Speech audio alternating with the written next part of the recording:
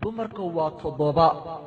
nin oday ah isla markaana waayo aragnimo u leh dabeecadaha bulshada xagga dhaqankana looga dambeeya ayaa wuxuu cashar la xiriira haweenka u gudbiyey wiilkiisa oo markaas guurdoon ahaa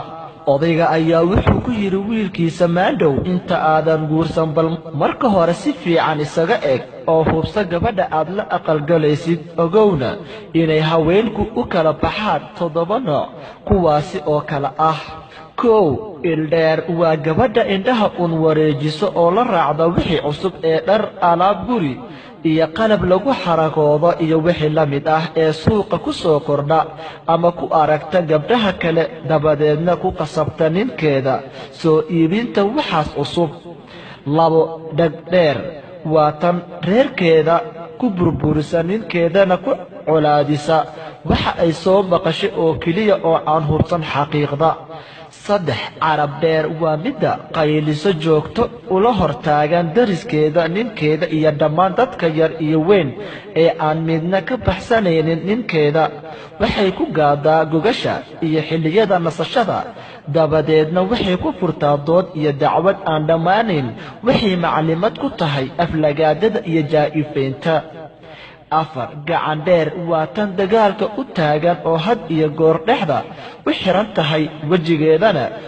waxaa ka muuqda garaafooyin dhaawacyo mar kastana waxay taagan tahay xafiisyada dacwooyinka dadweynaha iyo saldhigyada booliiska waana laga wada yaqaan shan lugu dheer waa tan wareegga badan ee aan laga helaynin gurigeeda markuu ninkeeda yimaado guriga waxaa ka soo hor yimaado quful weyn markasta waxay ku mashquulsan tahay orostogow qaraabo salaan abbaay iyo wixii la mid ah lix joog dheer waa mid qurux badan oo dhammaystiran isla markaasina leh joog iyo jamaal ragguna ay isha la wada raacaan laakiin markii la tago gurigeeda waxaa lala kulmaa dhiiqo dhusuq iyo qashin isdhex yaalla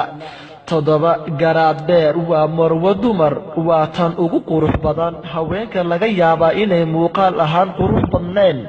ama ma iska falxun tahay laakiinse waxay leedahay qurux qarsoon sida akhlaaqda xishoodka dulqaadka qadarinta dadka mudan iyo wixii la mid ah sii gaarsii asxaabtaada sii sheergaree hana iloobin in aad tiraahdo subscribe شكرا يا ربي شكرا هديت قلبي شكرا شكرا يا ربي شكرا هديت قلبي شكرا